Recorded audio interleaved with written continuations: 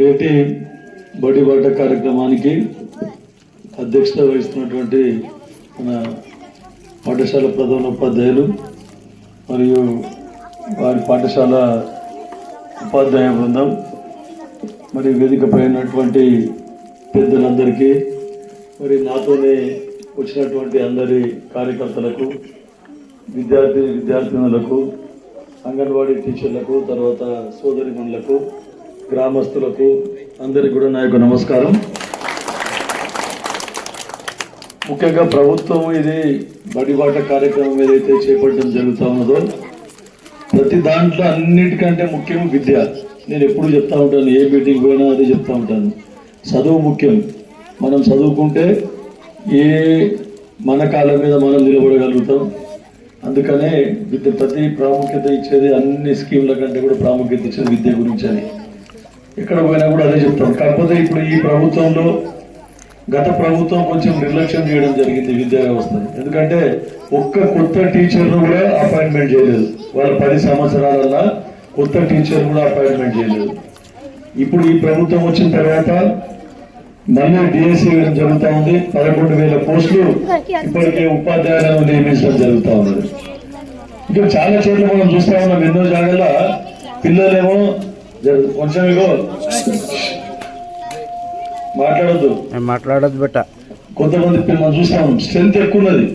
చాలా చోట్ల 100-150 మంది ఉన్నారు, 5-6 మంది ఉపాధ్యాయులు ఉన్నారు. ఇలా 70 మంది పిల్లలు ఉన్నారు, మొత్తం 6 మంది 7 మంది ఉపాధ్యాయులు. కాకపోతే మనకు ఇప్పుడు అవసరం ఉన్న దగ్గర ఉపాధ్యాయులు లేకుండా ఇక్కడ పిల్లలు. అందుకని మీరు అందరూ గ్రామస్తులు, మన తల్లిదండ్రులు ఏం చేయాలంటే పిల్లల సంఖ్య పెంచాలి. మీరు ప్రభుత్వ స్కూళ్ళల్లో మంచిగా చెప్పడం కాదు, కొంచెం వసతులు అరకూర ఉండొచ్చు. ఆడ పోతే ప్రైవేట్ స్కూల్లోకి పోతే మొత్తం షో ఆఫ్ ఉండొచ్చు, ఓ పెద్ద అన్ని చేసి అంతా హంగామా చేస్తారు. కానీ చదువు మటుకు ప్రభుత్వ స్కూళ్ళలోనే చాలా మంచి స్టాండర్డ్ ఉపాధ్యాయులు ఉంటారు. కష్టపడి చదివి డిఎస్సీకి వచ్చిన వాళ్ళు, టెట్ పాస్ అయిన ఉపాధ్యాయులు ఉంటారు ఇక్కడ. కానీ ఇక్కడ ప్రైవేట్ స్కూళ్ళలో ఏం చేస్తున్నారు, ఎవరు దొరకకపోతే ఇంటర్మీడియట్ డిగ్రీ పాస్ అయిన వాళ్ళని పెట్టుకొని వాళ్ళ స్కూల్ నడిపిస్తూ ఉన్నారు. కాకపోతే ఆర్భాటాలు ఎక్కువ ఉంటాయి. ఫర్నిచర్ మనకంటే మంచిగా ఉంటుంది, చూడడానికి స్కూల్ మంచిగా ఉంటుంది, ఇట్లాంటివి. కానీ మీకు చెప్పేది, మొన్న కూడా మేము చూసిన ముఖ్యమంత్రి గారు వచ్చిన రోజు కళింగ కృష్ణ అని మన ప్రిన్సిపల్, జూనియర్ కాలేజ్ ప్రిన్సిపల్, అది గవర్నమెంట్ స్కూలే, గవర్నమెంట్ కాలేజే. గవర్నమెంట్ కాలేజ్కి వెళ్ళి రాష్ట్రంలో 1వ ర్యాంకు, 2వ ర్యాంకు, 3వ ర్యాంకు, 4వ ర్యాంకు, 4 ర్యాంకులు మనకే రావడం జరిగింది. అంటే అక్కడ మంచిగా చెప్తున్నారు. గవర్నమెంట్ స్కూల్లో గవర్నమెంట్ కాలేజ్ తీసి పడేయాల్సిన అవసరం లేదు. ఎంతో మంది గవర్నమెంట్ స్కూళ్ళలో కూడా చాలా మంచిగా చక్కగా ఉపాధ్యాయులు చెప్తా ఉన్నారు. ఈ గవర్నమెంట్ స్కూళ్ళ నుంచి ఎంసెట్ లో క్వాలిఫై అయిన వాళ్ళు కూడా చాలా మంది ఉన్నారు. కాబట్టి తల్లిదండ్రులు ఈ స్కూల్ రాగానే ఏదో తీసి పడేసినట్టు కాదు, ప్రభుత్వం ప్రత్యేక శ్రద్ధ తీసుకుంటుంది. మా ముఖ్యమంత్రి రేవంత్ రెడ్డి గారు కూడా మస్ట్ విద్యా వైద్యం మీదనే ఎక్కువ ఫోకస్ పెట్టడం జరిగింది. ఇప్పుడు అమ్మ ఆదర్శ పాఠశాలలు అని చెప్పేసి దానికి ఫర్నిచర్ ఇవ్వడము, టాయిలెట్స్ కట్టియడము, ఏదైనా కరెంట్ ఇవ్వడము. ఎందుకంటే ఇప్పుడు కరెంట్ ఉంటే మనకి ఇంటర్నెట్ సౌకర్యం కూడా వస్తే అవకాశం ఉంటుంది. కంప్యూటరీకరణ చేస్తే ఏదైనా డిజిటల్ క్లాసెస్ కూడా తీసుకోవడానికి ఆస్కారం ఉంటుందని కరెంట్ కూడా ఇవ్వడం జరుగుతూ ఉన్నది. ఇక మీకైతే తెలుసు, యూనిఫామ్స్ ఇస్తారు, బట్టలు ఇస్తారు, స్కూళ్ళు మన ఈ పుస్తకాలు ఇస్తారు, తర్వాత పొద్దున టిఫిన్ పెడతారు, మళ్ళా రాగి జావా అని చెప్తున్నారు 11 గంటలకు, మధ్యాహ్నం భోజనము, ఇవన్నీ ఇస్తా ఉన్నారంటే ప్రభుత్వం మీ మీద ఎంత ప్రత్యేక శ్రద్ధ పెట్టి గవర్నమెంట్ స్కూల్లోకి పంపాలనే ఉద్దేశంతో ఇస్తా ఉన్నారు. కానీ మనమేమో మీరు ఇంకోటి మన మనసులోకి వెళ్ళి తీసేయాలి. ఇప్పుడు ఒక బట్టల షాపుకి పోతాం, పోయి బట్ట మనకు పనికి వస్తుందా లేదా, ఇది మనకు ఖరీదైన బట్ట, పైసలు ఎక్కువ ఉండగానే మంచిది అనుకుంటాం. చాలా మంది మనం చూస్తూ ఉంటాం, బట్టల మీద రేట్ చూసి ఏదో ఇది ఒట్టే పైసలు ఎక్కువ వేసి కూడా మంచిగా ఉన్నట్లేదు బట్టలు అనుకుంటాం ఏదైనా వస్తువు మీద. కానీ అట్లా కాదు, అట్లా అది కరెక్ట్ ఉన్నదా లేదా, మనకు సరిపోతుందా లేదా, అది చూసుకొని మనము చూజ్ చేసుకోవాల్సిన అవసరం ఉన్నది.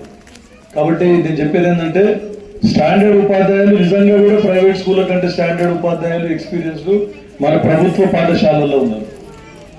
ఇప్పుడు ప్రభుత్వం దీన్ని దృష్టి పెట్టింది. మీరు కూడా తల్లిదండ్రులు వారికి సహకరించాలి.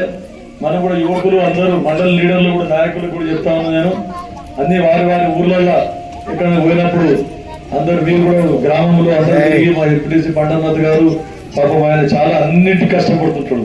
ఏ దానికైనా ఆఫీసు, ప్రతిదానికి ఎంఆర్ఓ ఆఫీస్ కానీ, ఎండిఓ ఆఫీస్ కానీ, ఏదైనా నారాయణగిరి పని ఉంటే కూడా, ఆయన మండల పని ఉంటే కూడా అన్ని తీసుకొని వస్తూ ఉంటాడు. అట్లా పాఠశాల గురించి కూడా ఏ సమస్యలు ఉన్నా కూడా నేను చెప్తా ఉన్నా. ఎక్కడ పోయినా మీ పాఠశాల కాదు, మన నియోజకవర్గంలో ఏ పాఠశాలలో ఏం సమస్య ఉన్నా కూడా ప్రభుత్వం తరఫున నేను తీర్చే విధంగా కృషి చేస్తానని చెప్పేసి మీకు అందరూ చెప్తాను. ఇంగ్లీష్ మీడియం ఉంది కదా, మరి అదే మీ తల్లిదండ్రులు పంపకపోతే వాళ్ళు ఏం చేస్తారు? ఇప్పుడు మీరు ఒక కష్టపడి మీరు ఫీజు కట్టాలి ప్రైవేట్ స్కూల్ అంటే ఖర్చుతో కూడుకున్న పని. అదే ఇక్కడ స్కూల్కు, గవర్నమెంట్ స్కూల్కు పంపిస్తే మీరు ఆ పైసలు మిగిలిపోతాయి, మీకు పిల్లలకు విద్య కూడా వస్తుంది. ఇంకోటి పర్యవేక్షణ, స్కూల్కు పోయి సార్లు ఏం పాఠాలు చెప్పిందో ఏమో కాదు, ఇంటికి వచ్చిన తర్వాత మీరు కూడా పిల్లలు ఏం చదువుతున్నారు, హోంవర్క్ చేసిందా లేదా అని చాలా ఇది గమనించవలసిన అవసరం ఉన్నది. లేకుంటే ఇంటికి రాగానే పుస్తకాలు పడేసి ఆట ఆడుకుంటూ పోతారు. ఆట ఆడుకుంటూ పోయి మళ్ళీ పొద్దున స్కూల్కి పోయేటప్పుడే మళ్ళీ పరీక్షలు వచ్చినప్పుడే చదువుతారు. అట్లా కాదు, రోజు ఏం చెప్పారు స్కూల్లో మనం అడిగి తెలుసుకోవాలి. అడిగి తెలుసుకోవాలంటే ఏం కావాలి? తల్లికి తండ్రికి చదువు రావాలి. తండ్రికి ఇప్పుడు మనం ఏం చేస్తున్నామో, ఇంతకు ముందు వెనకటికి నుంచి మనం ఆడవాళ్ళు వంట గదికే పరిమితం అవుతుంది. ఆడవాళ్ళు అంటే వంట చేయాలని. కానీ ఇప్పుడు అట్లా లేదు. మన కలెక్టర్, మన సంగారెడ్డి జిల్లా కలెక్టరే ఆడాయం ఉన్నది, మహిళా సోదరి మని ఉంది. మరి కలెక్టర్లు అవుతున్నారు, పోలీసులు అవుతున్నారు, చాలా మంది మిలిటరీలో పోతున్నారు. అన్ని విధాలా కూడా మహిళలు ముందుకు వస్తా ఉన్నారు. కాబట్టి నేను ఇంకా ప్రతి దగ్గర నేనేం చెప్తా ఉన్నానంటే, ఇక మా కొడుకుకేమో ప్రైవేట్ స్కూల్ పంపిస్తాడు, ఆడపిల్ల చదివితే చదివే లేకుంటే లేదు అని గవర్నమెంట్ స్కూల్ పంపిస్తారు. కానీ పిల్లలు చదువుకోలేరు, మగ పిల్లలు తక్కువ చదువుతున్నారు. ఆడపిల్లలు మంచిగా ర్యాంకులు సాధిస్తున్నారు, ఆడపిల్లలు మంచి కష్టపడి చదువుతున్నారు. కాబట్టి ఆడ మగ పిల్లలని వివక్ష చూపించకుండా అందరికీ సమానంగా చూసి, ఇంకోటి బరువు తీసుకుందాం అని చెప్పేసి కళ్యాణ లక్ష్మి వస్తుందనో ఏదో అని చెప్పేసి ఆ పిల్లలకు 10వ తరగతి దాకా కూడా చదువుతుందో లేదో అప్పుడే పెళ్లి చేసేస్తారు. అందుకే నేను చెప్తున్నా, ఆడపిల్లలకు డిగ్రీ కంటే తక్కువ చదివిపోయింది, మొత్తం డిగ్రీ వరకైనా చదివిపోయింది. అంటే 15వ తరగతి వరకు చదివిపోయింది. 10వ తరగతి కాగానే స్కూల్ బంద్ చేపించి పెళ్లి చేయకుండా పదే నేను చెప్తా ఉన్నా. కాబట్టి ఆడపిల్ల అంటే కొంచెం అందరు తల్లిదండ్రులు భయపడతారు, కాలేజ్కు పంపని కానీ దానికి కానీ. మనం ఎప్పటికప్పుడు ఆమెకు అండగా ఉండి ఆమె చదువుతున్నదా లేదా, ఆమె మీద క్రమశిక్షణతో ఉన్నదా లేదా అని కొంచెం ఆమె ఎప్పటికి కూడా మనము ఏమైనా అన్న తమ్ముడు ఉంటే కాలేజీ వరకు సాయంగా పంపించండి, ఆయన తోడుగా పంపించండి. కానీ ఆడపిల్లలు చదువు పని చెప్పేయకండి.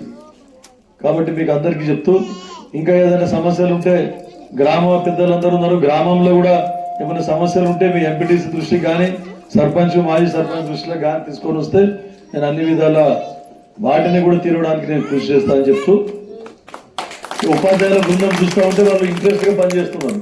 ఎందుకంటే వాళ్ళు చెప్తున్నారు మేము చాలా, కానీ మోడల్ స్కూల్ ఒకటి ఉన్నది. అందరు మోడల్ స్కూల్ అంటే కూడా మోడల్ స్కూల్కి ఏదైనా తీసిపోదు.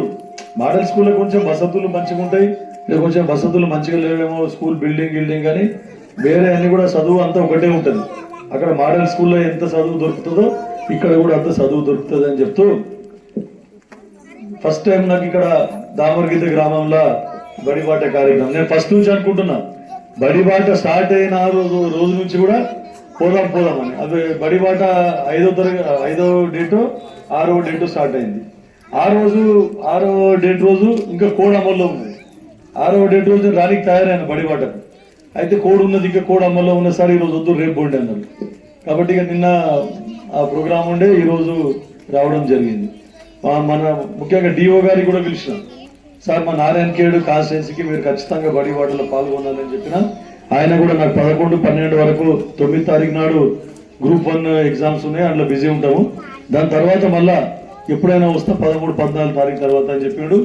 ఆయనంత మట్టుకు అక్కడ నారాయణఖేడ్లో ఎక్కడన్నా ఒక పెద్ద ఎత్తున కార్యక్రమం చేసుకొని మన నియోజకవర్గ ఉపాధ్యాయుల సమస్యలు, విద్యా వ్యవస్థ సమస్యలు అన్ని కూడా ఆయన దృష్టికి తీసుకొని పోయి మళ్ళీ మనకు కావాల్సింది ఏదైతే సాధించుకుందామని చెప్తూ, మీరు కూడా పిల్లలకు తల్లిదండ్రులాగా ఉపాధ్యాయులు అంటే తల్లిదండ్రుల తర్వాత మెయిన్ ఉపాధ్యాయులు గురువులే అని చెప్తారు.